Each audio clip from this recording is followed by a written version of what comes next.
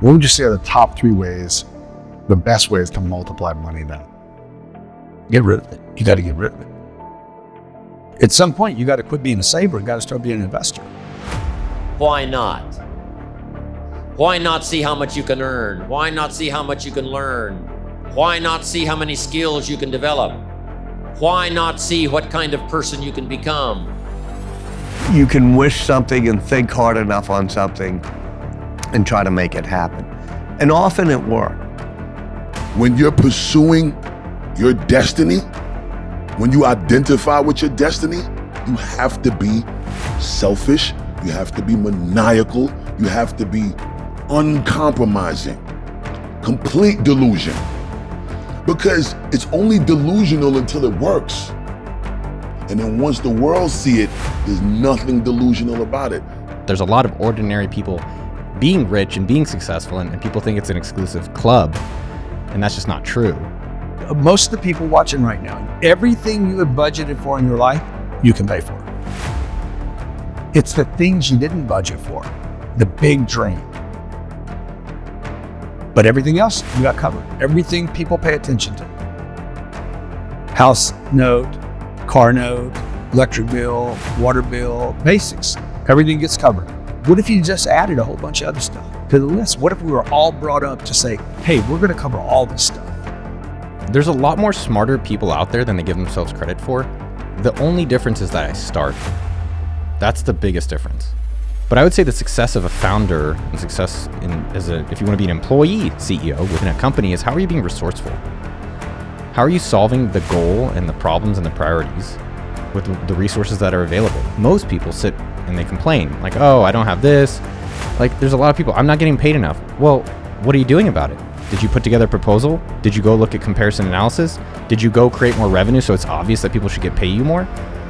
Now you're in a solution-oriented mindset, and people that get wealthy, let me tell you right now, all they think about are solutions. How do I solve this problem? Because if you're wealthy, you must remember you're paid in direct proportion to the difficulty of the problems you solve. And if that's true, you better get very good at solving very difficult problems. And if you have something that's holding you back, like I'm not as smart as a lot of people, and that really pisses me off. But the reality is, pissing and moaning about it is not going to make me any smarter. All I can do is go make the most of what I have. Why not? Why not see how much you can earn? Why not see how much you can learn? Why not see how many skills you can develop? Why not see what kind of person you can become? Why not see what kind of influence you can have? Why not see how many people you can rescue from oblivion?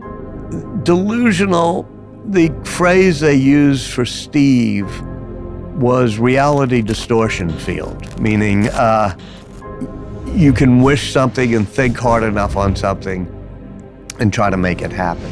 And often it worked with jobs. He'd say, don't be afraid, you can do it. And they would bend reality, and 80% of the time, he'd get it done. Greatness is when you make your delusion your reality.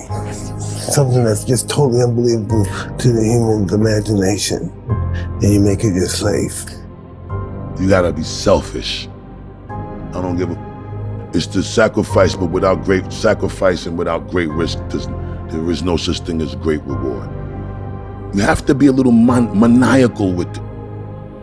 Maniac, right? That word isn't good in a lot of situations, but when you're pursuing your destiny, when you identify with your destiny, you have to be selfish, you have to be maniacal, you have to be uncompromising. And you have to move in a way, it's an unwavering faith. Like, it don't matter how up it might look. It don't matter how much it feel like it ain't gonna work. Delusional. Complete delusion. You gotta believe the delusion. Because it's only delusional until it works. And then once the world see it, there's nothing delusional about it.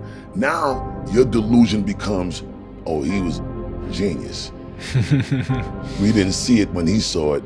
We didn't understand it when he did. He always figured this thing was the thing to do, and he stuck by that.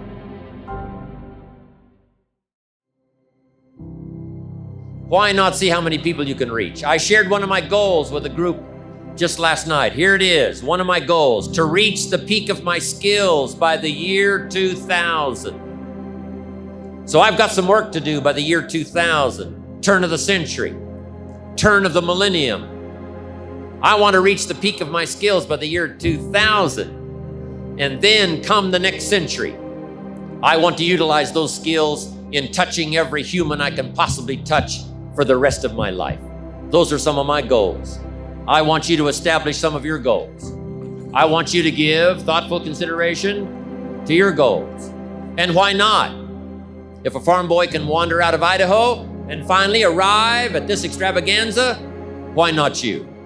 If Mark Hughes can walk away from the tough side of town and find a few people and make a dream come true, why not you? If we've got good health for many, why not the rest?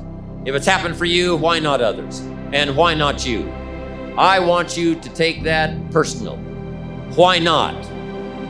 Why not? Well, the how I changed that story is so rudimentary that I wish people would take me seriously. So the only belief that matters is that if I put energy and effort into getting better, I actually will get better. And so you can look at anything and say, okay, maybe I suck at this right now, which was the key realization from my life. Okay, I actually am not good. Like, my father-in-law wasn't crazy. I really wasn't anywhere useful for his daughter at that time. My mom wasn't crazy. I really was lazy. So she was just picking up on the fact that I was tremendously lazy. She wanted me to be successful, but she was just looking at my behavior. And so I hadn't been misidentified. People just didn't calculate how much I could change, and that I would so grasp onto the ability to change as an emotional life raft. And so the big switch was that I decided to believe that I could get better. And once I made that decision, it aligned my behaviors with skill acquisition. And that's all life is. I've had the fortune of spending 3 or 4 hours one-on-one with Arnold Schwarzenegger. He genuinely believes that he can do anything, and he was willing to deal with anything along the way. And so he got death threats after he was making his first few movies, and he just was like, I just need to keep doing what I said I was going to do. And he uses the frame of massive action a ton, which is, if I worked out for 5 hours every single day, I would have to be bigger and stronger than everyone else. Getting into the exercise science aside, it doesn't matter. The point is that he would commit to doing more volume than anyone else was willing to, because he figured that if he did at least that, it would happen eventually. Bronnie Ware, I was talking about her the other day. She's that, I think it's called palliative care nurse in Australia, who interviewed people with 1 day left to live. And she asked them what their biggest regret in their life was. And the number one regret of the dying was not living a life true to myself. And for those people, those that do have this aspiration to start that business, or I don't know, become a ballet dancer in Europe or whatever, that are held back by potentially some form of fear, you know, is there anything that one can offer them to get them just to take that first initial step, which seems to be the hardest, like getting off the couch or getting out of quitting the job? I think failure is like the greatest gift. I think failure is like, it hurts so bad, but failure is a part of life. And if you're not willing to accept that, like, failure is part of it, you've got to keep failing. Anvil, the story of Anvil, you know this? I made a whole video about this. So I made a YouTube video about this. And then there's a movie called Anvil. I think it's called The Story of Anvil or something like that. Anvil was this like big hair rock band in the 80s.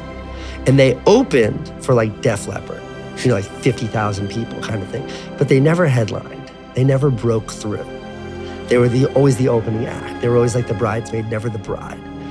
And the movie opens showing these huge concerts in the 80s and Anvil just rocking out. And then it cuts and it shows the lead singer.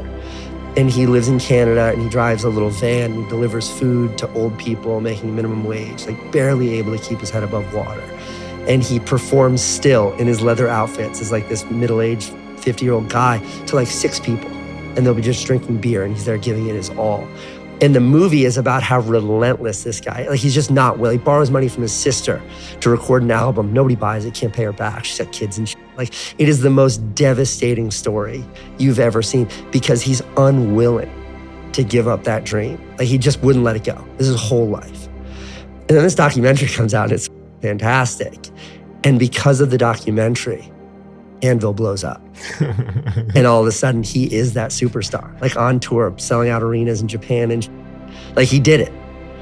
Had he given up at any point in time, the documentary wouldn't have been interesting. It would have just been another person who threw in the towel. But they made this, like a filmmaker saw this story and was like, that's crazy. I need to tell that story. And it yielded that success. Had he not been willing to take on 40 years of failure, 30 years of failure, he would have never found success. But I think failure is overrated. I think people are so scared of failure. And I think the fear of failure is that it's the fear of what other people are going to think about you. Persistence.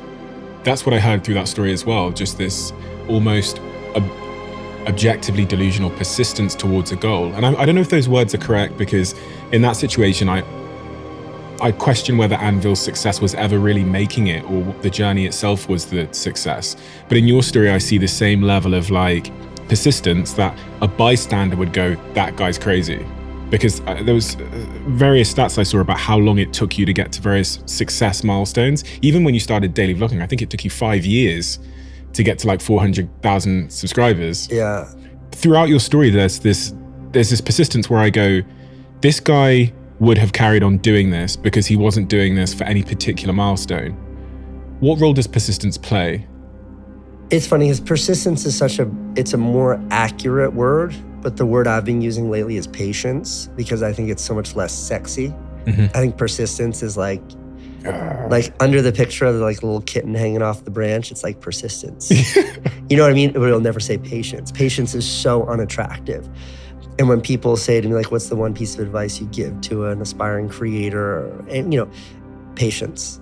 Like patience above because like if you're not willing to give up, if you're willing to stick with it you will find success, or you'll die trying, in which case, like whatever.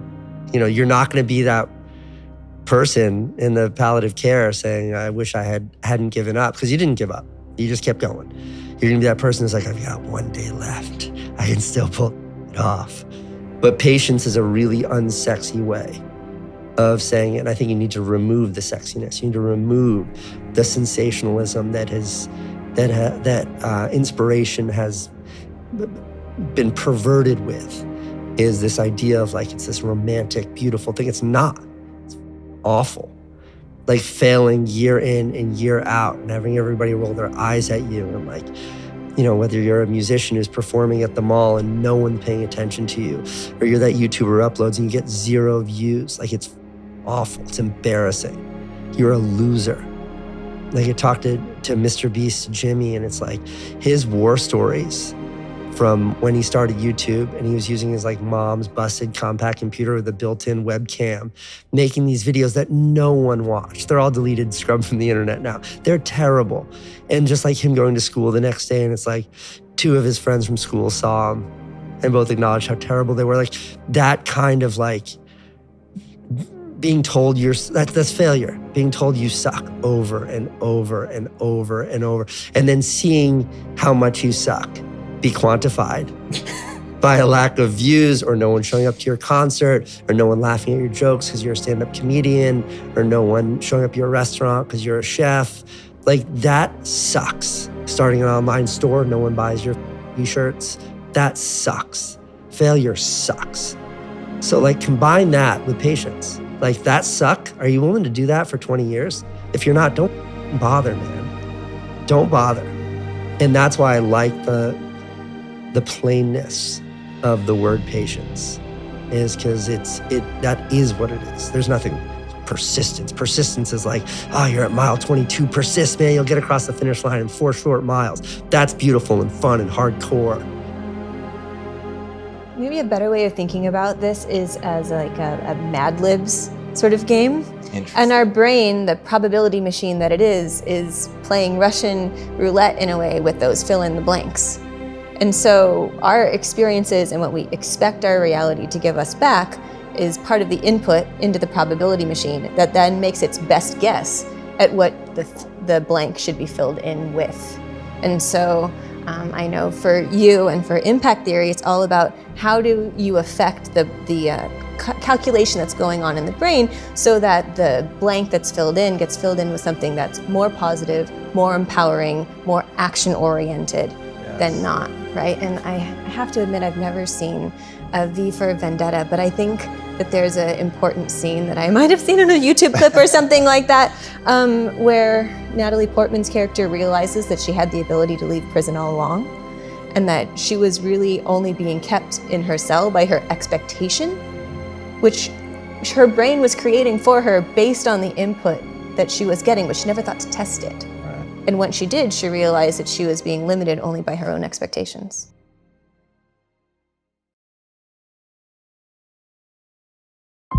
What are you doing on your phone all day? There's probably something within there that's $1 billion opportunity. The crazy part about business, you only need one hit. That's it. Zuckerberg, Warren Buffett, all these people really just did one thing. But I've worked directly for Zuckerberg, Dustin Moskovitz, Matt Kohler, these are all billionaires. Sean Parker, been around Peter Thiel a little bit.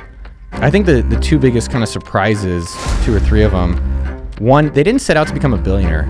They just really cared about a problem. Now, the second part of that, most of them didn't get to become a billionaire or super rich for 20 years. And recognizing that and being like, okay, cool. If I can be patient and focus on longevity, I can become a millionaire, multimillionaire, maybe billionaire or beyond. Things that's common, especially for employees, is thinking that they can't escape being an employee. You know, it does take time, patience, and belief, dream, fantasy. And through that you can create the reality. I've done a lot of things, man. I've been swinging for a long time, and that's something that's available to everyone. And I do think that's missed out on, that there's a lot of ordinary people being rich and being successful, and people think it's an exclusive club, and that's just not true. I tried 24 different businesses to finally get to AppSumo, to finally eventually get rich. Think about in your own life and your own businesses, like what is the thing you're looking forward to and excited about? And it could even be small. Like one of my phrases I like is put it on the calendar. What's on the calendar? What are you looking forward to? Well, what you're excited about. And then the reality is that you can actually get going towards that dream sooner than you realize. Everyone should be an entrepreneur, everyone, because if you get fired today, what's your backup plan? Go on Indeed.com and pray.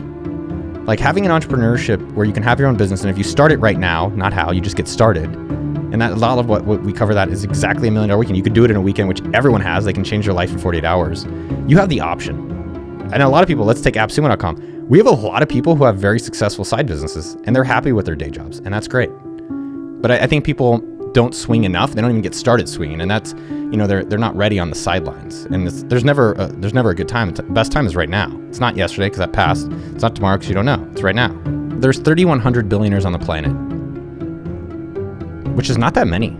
So if you want to meet one and learn from one, that's a really great cheat code of life, and they're accessible. And so taking a step back around interviewing billionaires on our YouTube channel, and then myself running almost $100 million a year business at AppSumo.com, it's the power of asking is the most powerful thing that no one is really improving on or really getting started on. And that's available. There's no exclusivity on it. The upside of asking is unlimited, and the downside is a moment of discomfort.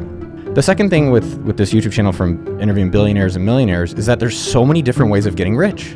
I thought that everyone else you can only get rich on the computer and on these worldwide webs. I didn't know how to do it, but I thought that was the only way. And so through the YouTube channel, it's been so powerful and so special. There's Larry Janeski. He's making $600 million a year on basements. You have this lady, Jan, which I guess it's kind of funny. Her name is Jan. She does jam. She got rich selling strawberries. There's Michael Hudner, who did ships. There's Rafa and James, who did energy trading. Right? There's such a phenomenal variety of people that are getting rich outside of just computers. And I think that's so exciting to think about, hey, what is the area that I really like? Is it cooking? Is it doing landscaping? Is it computers? And the ability in that to create a lifestyle and a lot of money around areas that we're interested in. You hear all these, like, I'd say fake entrepreneurs or fake coaches. They don't actually have any real businesses. They're like, you got to 10x today, and you got to 5x. If you're not 5xing, you're failing. And I was like, I've done that, but it's also interesting. What if our goals now for AppSumo.com is to grow 10% next year, and it's been that for quite a lot of time. And the reality is when you set less ambitious goals for yourself, you can stick with them for longer because you're not burnt out, you're not tired, you can sustain. And then by having less ambitious goals, you also have creative freedom because you're not stressed about hitting a target. And that gives you the ability to create 10x opportunities because you're like, okay, cool, I'm not worried about making money in that, but I can go do things that potentially, be moonshots and really drive the company for the future. There's a lot more smarter people out there than they give themselves credit for. The only difference is that I start. That's the biggest difference. But I would say the success of a founder and success if you want to be an employee CEO within a company is how are you being resourceful? How are you solving the goal and the problems and the priorities with the resources that are available? Most people sit and they complain like, oh, I don't have this. Like there's a lot of people, I'm not getting paid enough. Well, what are you doing about it? Did you put together a proposal? Did you go look at comparison analysis? Did you go create more revenue so it's obvious that people should get pay you more? When you're going somewhere in a car, you're like, of course I want a destination. Then why don't we replicate that in business? If you look at all the best CEOs today, the ones that I admire, almost all of them are immigrants. My father's an immigrant, didn't speak English, came to this country. Satya at Microsoft, name these companies. I mean, just most of them. The guy running Google, Sundar, a lot of the ones. I mean, even Elon Musk, who is debatably a great CEO, South Africa. And so what is it with them that we can all learn from? And at AppSumo.com, we have Eamon from Iran, my father's from Israel, Alona's from Uzbekistan, Sean is from London, Vanessa's from Colombia. Like, what is it about immigrants that we can all copy? Because that is what built America was, we all came here from somewhere else. And so the two things that have really struck with me, and I saw this woman who exemplified it, her name was Sharon. And she kicked so much, and she was working basically at the Best Western, serving breakfast.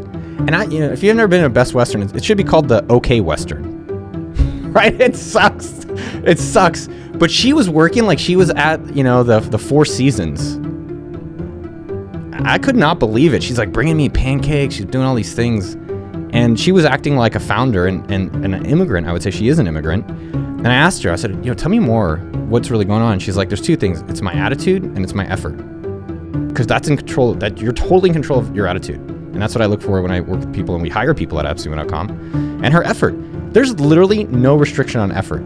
There's no law. The only law is 24 hours. Besides that, you can work as hard as you want. A lot of my success is just because I'm in the market and the market does well. But I'm curious about these things, number one. So I was curious about social networking and I was like, man, money, I think worldwide it's pretty important. I think there's going to be something, if you have a free money tool, that's going to be big. Same thing then with Facebook games, that was going to be big. Then I did payments for games, that was big. And then I did kind of a Groupon business, which became AppSumo, that was big. Then we built SumoMe.com, that was big, which is software tools. So ideally, number one, you're curious. Number two, how do you get a part of it today, right now, not how? Don't worry that you don't have a website, don't worry you don't have a big social media presence, but what can you take action on to put yourself in that space? So can you be in a community online? Can you geographically move? Can you start creating in that space? So I think people are curious maybe and they can find it, but they don't necessarily try it and understand it and they don't do anything about it. And I think the biggest thing for everyone out there is, what are you doing on your phone all day? There's probably something within there that's $1 billion opportunity. Same thing on what you're doing outside, same thing what you're watching on content, and just being a little bit more curious and then taking action around that. I think money is very sensitive and I think we're taught a lot about how to create it. But definitely there's much more there as well, how to enjoy it and different things that people enjoy. A lot of the interesting thing about success is that it's always externalized, right? It's like that person is an icon, that thing is successful, they're doing well. And I really think it's like, when do we finally feel like we're doing what we think our potential is? And that is our own icon, our own legendary status. And I would say around 40 is when I finally felt more internal validation and I stopped focusing on so much of the external validation. Like, how much money do I have? Do I have more than that guy or girl? Did I do the things externally wanting versus like, am I doing really what I want? And am I proud of the hard work that I'm doing for myself? And around 40, I would say I'm really proud of what I've been able to do. There are almost certainly a lot of things that you're doing that are going to keep you broke. I've done a lot of things, man. I've been swinging for a long time, and that's something that's available to everyone. And I do think that's missed out on, that there's a lot of ordinary people being rich and being successful, and people think it's an exclusive club, and that's just not true. There's a difference between wishing for a thing and being ready to receive it.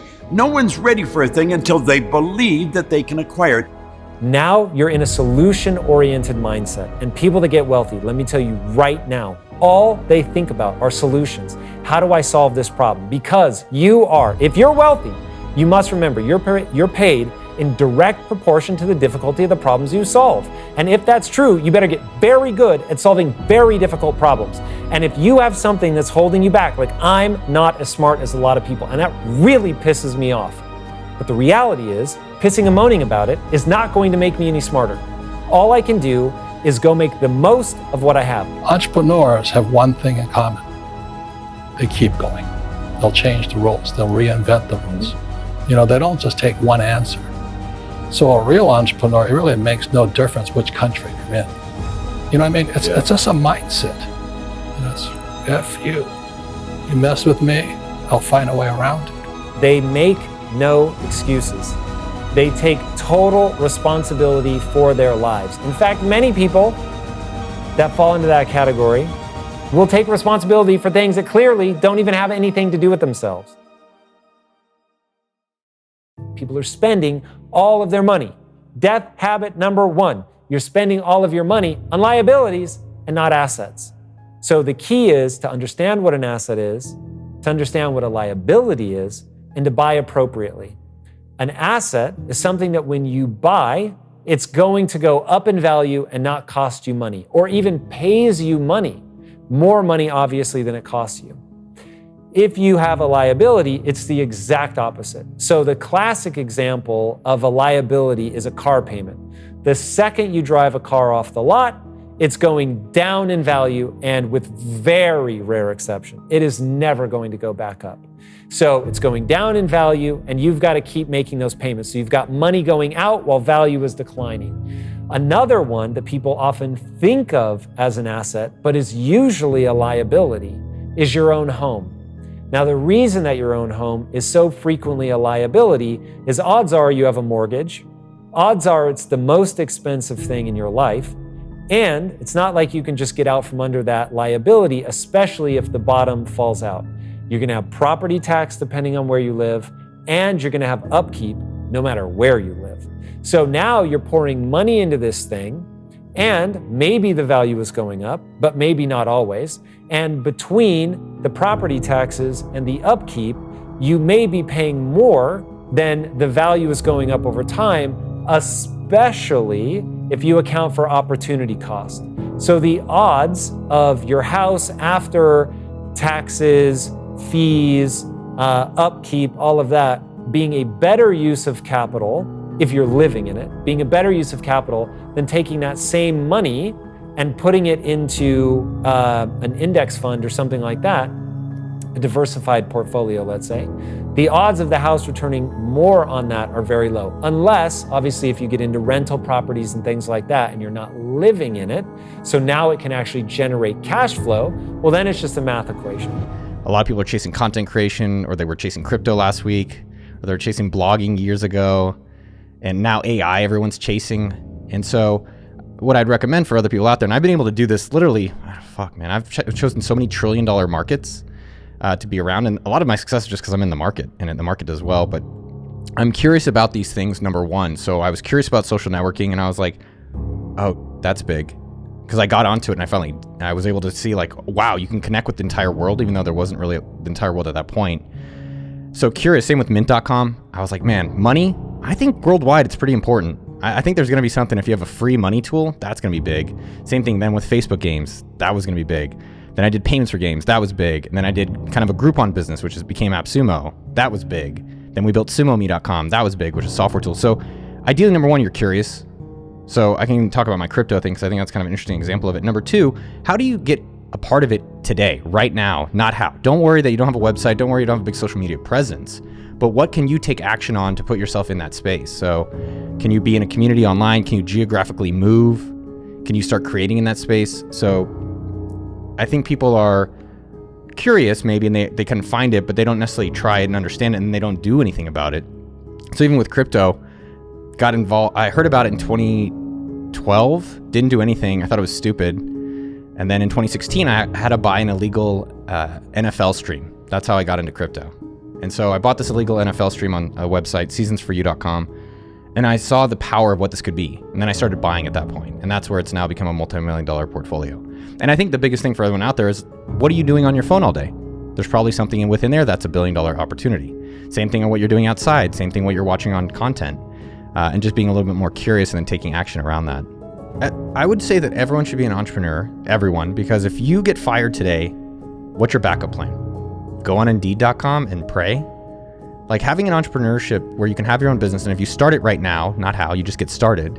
And that a lot of what we cover that is exactly $1 million weekend. You could do it in a weekend, which everyone has. They can change their life in 48 hours. You have the option. And a lot of people, let's take AppSumo.com. We have a lot of people who have very successful side businesses and they're happy with their day jobs, and that's great. And there's other people like myself that were always frustrated having a day job. And so I wanted to create work that I didn't have to work at. And I do believe there's a misconception, and something that most people get wrong, is that you can't do what you enjoy or passion or dream about and make a lot of money doing it. I don't believe that. But when I make $1 million, I keep $1 million. And the reason is because I don't make it by working for money. See, if you work for money, you're taxed. So that's why lesson number 1 in Rich Dad Poor Dad is the rich don't work for money. What we do instead is we create businesses as entrepreneurs. We acquire real estate. I don't invest in the stock market. Okay? So the reason is because as entrepreneurs, I have more control over my income, how much I make, and how much I pay in taxes. And because I'm an entrepreneur as well as an investor in real estate, I pay 0 tax. So every time I make, let's say, $1 million as an entrepreneur, I immediately invested in real estate and I have a 4-to-1 step up. So I put $1 million in real estate, I get $4 million from the bank. That's why I love banks. But the banks are screwing everybody else, terrible, but it's good for me. We are all the same. Everywhere in the world. I don't care if you go into China, go into Kosovo, go into Buenos Aires, go into New York. We are all the same. We look different, we sound different, but when you get past the culture, and culture's nothing but group habit, that's exactly what it is. When you get past the culture, we are all the same. There is one mind. There's not millions of minds, there is one. And we are an individualized expression of it. And when we tap into that universal mind, it operates by law. The idea must move into form. That's one of the first laws of the universe, the perpetual transmutation of energy. You understand that winter never follows winter. When the tide goes out, it always comes back in. I got a beautiful Japanese maple just outside my studio at home.